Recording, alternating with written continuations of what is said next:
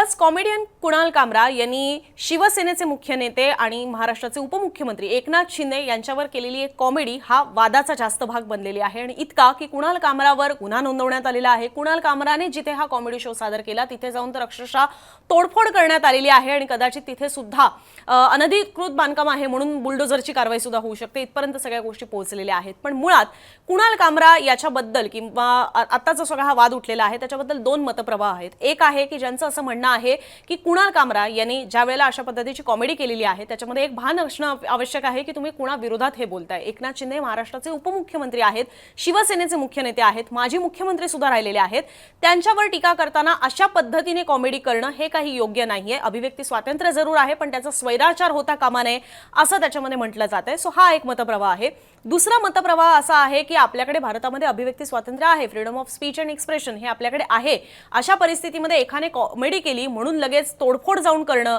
किंवा गुन्हा दाखल करणं हे कितपत शोभणारं आहे असंही बोलणारी लोक आपल्याला पाहायला मिळतात। पण मुळात कुणाल कामरा याच्या विरोधात काय नेमका गुन्हा दाखल झालेला आहे, त्याने जी एक कविता सादर केलेली आहे किंवा त्याने जी काही कॉमेडी केलेली आहे त्याच्यावरून असं काय घडलेलं आहे की म्हणून त्याच्यावर गुन्हे दाखल केलेले जात आहेत, आपल्या कायद्यात नेमकं या सगळ्या संदर्भात काय म्हणण्यात आलेलं आहे आणि कुणाल कामराच्या विरोधात जी एफआयआर झालेली आहे त्याच्यामध्ये नेमकी काय काय सांगण्यात आलेलं आहे, कुठल्या कलमांतर्गत त्याच्यावर कारवाई होऊ शकते, या सगळ्या गोष्टी आजच्या व्हिडिओमधनं समजून घेऊया। नमस्कार, मी अनुजा, तुम्ही पाहत आहात मुंबई तक। कुणाल कामरा याचा मुंबईमध्ये द हॅबिटेटमध्ये एक कॉमेडी शो होता आणि ज्याच्यामध्ये त्यांनी एकनाथ शिंदे यांचा सुरुवातीला थेट नाव न घेता एका बॉलिवूड गाण्यावरनं एक कविता सादर केली आणि त्या कवितेमध्ये त्याचे जे उल्लेख आहेत ते कुठेतरी वादात सापडलेले आहेत। एकनाथ शिंदे यांच्याबद्दल उद्देश करताना कुणाल कामराने म्हटलेलं आहे, मेरी नजर से तुम देखो गद्दार नजर वो आए, हा एक त्याच्यातला आक्षेपार्ह मजकूर आहे। त्यासोबतच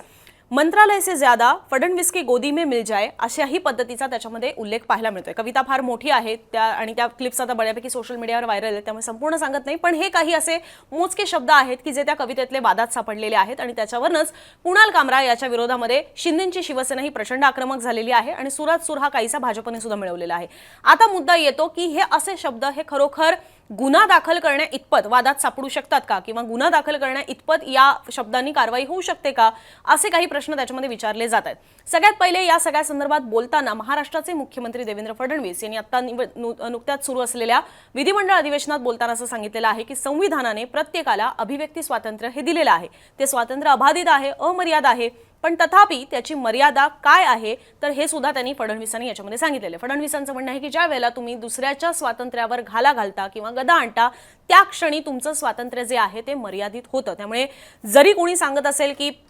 प्रत्येकाला अभिव्यक्ती स्वातंत्र्य आहे, फ्रीडम ऑफ स्पीच एक्सप्रेशन हे प्रत्येकाला आहे असं जरी म्हणत असलं तरी त्याला सुद्धा कुठल्या ना कुठल्या स्वरूपात मर्यादा येते ज्यावेळेला तुम्ही दुसऱ्यांच्या अभिव्यक्ती स्वातंत्र्यावर घाला घालायला जाता। ही एक त्याची ढोबळमानाने त्यांनी आज व्याख्या सांगितलेली आहे। आता येऊया कुणाल कामराच्या विरोधातला जो एफआयआर दाखल झालेला आहे त्यामध्ये शिंदेच्या शिवसेनेचे नेते किंवा आमदार मुरजी पटेल, जे खरं तर ओरिजिनली भाजपचे आहेत पण निवडणुकांच्या जागा वाटपाच्या सगळ्या गडबडीमध्ये ते शिवसेनेमध्ये आले, शिवसेनेकडनं ते जिंकलेले सुद्धा आहेत, अंधेरीतनं ते आमदार आहेत। आता यांनीच ही तक्रार दाखल केलेली आहे अंधेरीतल्या पोलीस स्टेशनमध्ये कुणाल कामराच्या विरोधामध्ये आणि ज्याच्यामध्ये 3 कलमं लावण्यात आलेली आहेत। एक आहे 353(1)(ब), ज्याच्यामध्ये सांगण्यात आलेलं आहे की जनतेमध्ये किंवा जनतेच्या कोणत्याही वर्गामध्ये भीती किंवा भय निर्माण करण्याच्या हेतूने किंवा निर्माण होण्याची शक्यता असल्यामुळे ज्यामुळे कोणत्याही व्यक्तीला राज्याविरुद्ध किंवा सार्वजनिक शांततेविरुद्ध गुन्हा करण्यास प्रवृत्त केलं जाऊ शकतं असं एक कलम जे आहे हे कुणाल कामरा याच्या विरोधात दाखल करण्यात आलेला आहे। सो हा एक त्याच्यामध्ये मुद्दा येतो की एकनाथ शिंदे महाराष्ट्राचे उपमुख्यमंत्री आहेत, त्यामुळे या कलमातला जो एक सगळ्यात महत्त्वाचा उल्लेख सापडतो आपल्याला तो असा की भीती किंवा भय निर्माण करण्याच्या हेतूने किंवा तसं निर्माण होईल ज्यामुळे कोणत्याही व्यक्तीला राज्याविरुद्ध किंवा सार्वजनिक शांततेविरुद्ध गुन्हा करण्यास प्रवृत्त केलं जाऊ शकतं, हे एक महत्त्वाचं कलम त्याच्यामध्ये जोडण्यात आलेलं आहे। ही कलमं आहेत भारतीय न्याय संहितेमधली, म्हणजे पूर्वी आपण ऐकायचो ती आयपीसीतली कलमं होती, इंडियन पिनल कोडमधली, आता आयपीसीची कलमं ही लागू होत नाही, कायदे बदललेले आहेत। आता जी ही सगळी कलमं दाखल होत आहेत ती भारतीय न्याय संहितेमधली आहे, ज्यातलं एक कलम मी तुमच्या समोर ठेवलं। कुणाल कामरा याच्या विरोधामध्ये जी एफआयआर दाखल झालेली आहे त्याच्यातलं दुसरं कलम कलम आहे 353(2), जे सांगतं धर्म, वंश किंवा पंथ, जन्मस्थान, निवासस्थान, भाषा, जात किंवा समुदाय किंवा इतर कोणत्याही कारणास्तव वेगवेगळ्या धार्मिक, वांशिक, भाषा किंवा प्रादेशिक गट किंवा जाती किंवा समुदायांमध्ये शत्रुत्व, द्वेष किंवा द्वेषभावना निर्माण करण्यासाठी किंवा त्याला प्रोत्साहन देण्यासाठी इलेक्ट्रॉनिक माध्यमासह इतर पद्धतीने सुद्धा खोटी माहिती, अफवा असलेले कोणतेही विधान करणं किंवा अहवाल दाखवणं जो कोणीही बनवलेला असू शकतो तो किंवा प्रकाशित करतो किंवा प्रसारित करतो त्याला 3 वर्षांपर्यंत कारावास किंवा दंड किंवा दोन्हीही शिक्षा या होऊ शकतात।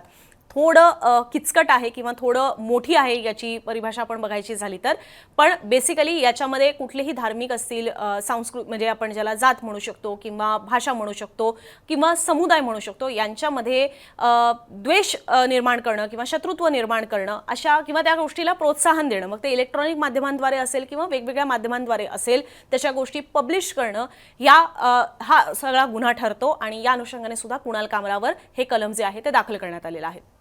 तिसरं जे कलम याच्यामधलं आहे ते कलम 356(2) भारतीय न्याय संहितेमधलंच, ज्याच्यामध्ये सांगण्यात आलेलं आहे की जो कोणी दुसऱ्याची बदनामी करेल त्याला 2 वर्षांपर्यंतच्या कारावासाची शिक्षा ही होऊ शकते किंवा दंड सुद्धा होऊ शकतो किंवा या दोन्ही शिक्षा सुद्धा त्याच्यामध्ये होऊ शकतात। आता हे तिसरं जे आपण बोलून दाखवलेलं आहे ते डिफेमेशन मधलं आहे, म्हणजे ज्याला आपण बऱ्याचदा आपण ऐकलेलं आहे की राजकारणी म्हणत असतात की आम्ही अब्रू नुकसानीचा दावा करू, तर हे त्यातलंच आहे, ते म्हणजे बदनामी करण्यासंदर्भातलं। सो एखाद्या व्यक्तीने एखाद्याची बदनामी केली, आता ही बदनामी थोडी सब्जेक्टिव्ह टर्म ठरू शकते आणि म्हणूनच आपल्याला बऱ्याचदा पाहायला मिळतं की डिफेमेशनच्या अनेक केसेस या दाखल होत असतात आणि त्याच्यामध्ये म्हणजे वेगवेगळ्या केसेसमध्ये कोर्टाचे वेगवेगळे निकाल येत असतात, कारण की डिफेमेशनची व्याख्या ही सुद्धा आपल्या अर्थात या सगळ्या ऍक्टमध्ये सांगण्यात आलेली आहे। पण आत्ताचं हे जे 356(2) कलम लावण्यात आलेलं आहे ते बदनामी करण्याच्या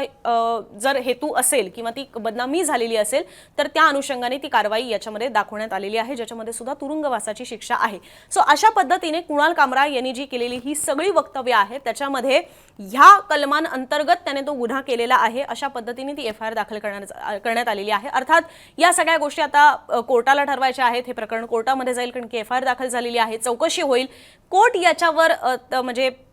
काय म्हणते हे पाहायला हवं, कारण की कलम दाखल करताना ही केली जातात की या पर्टिक्युलर अनुषंगाने हा गुन्हा सकृतदर्शनी दिसतोय, पण त्या सगळ्या गोष्टी कोर्टाला ठरवायच्या असतात की खरोखर या सगळ्या अनुषंगाने ती व्यक्ती आरोपी जी आहे ती दोषी आहे का। त्यामुळे आता या सगळ्या गोष्टींअंतर्गत या कलमांअंतर्गत कुणाल कामरावर कारवाई ही होऊ शकते, पण कोर्ट याच्यामध्ये नेमकं काय म्हणतं किंवा तिन्ही कलमांपैकी कुठल्या कलमांतर्गत कुणाल कामरा हा खरोखर दोषी ठरतो का की तो निर्दोष सुटतो, त्या धर्तीवर आपण आत्ता सगळे जे मी मगाशी सांगितलं 2 मतप्रवाह आहेत त्याचा आपल्याला निकाल समजून घेता येणार आहे किंवा त्यातला एक मतप्रवाह हा खरा ठरणार आहे की खरोखर अभिव्यक्ती स्वातंत्र्य हे आपल्याला संविधानाने जरी दिलेलं असलं तरी त्याची कितपत मर्यादा ही असू शकते। आणि सगळ्यात महत्त्वाचं की अभिव्यक्ती स्वातंत्र्य याबद्दल बोलताना ते एकाच गटाला लागू करणं आणि दुसऱ्या गटाला लागू न करणं किंवा वेगवेगळ्या राजकीय परिस्थितीमध्ये त्याची वेगवेगळी परिभाषा मांडणं याच्यावर सुद्धा खरोखर काही कोर्ट टिप्पणी करतं का, अर्थात या युक्तिवादांमध्ये याबद्दलची चर्चा होईलच आणि त्याच्यानंतर कोर्ट त्यावर सुद्धा काही टिप्पणी करतं का हे पाहणं सुद्धा फार महत्त्वाचं असणार आहे। तर कुणाल कामरा याच्या विरोधातले जी FIR दाखल झालेली आहे त्यातली नेमकी कलम काय, कुणाल कामराचं जे वक्तव्य आहे त्या अनुषंगाने त्याच्यावर नेमकी कुठल्या कलमांअंतर्गत गुन्हे दाखल झालेले आहेत ती माहिती तुमच्यासमोर आम्ही ठेवलेली आहे। या घटनेसंदर्भातले इतरही रिपोर्ट्स तुम्हाला मुंबई तकच्या YouTube चॅनलवर व्हिडिओ आणि लाईव्ह सेक्शनमध्ये पाहता येणार आहेत। बघत रहा मुंबई तक।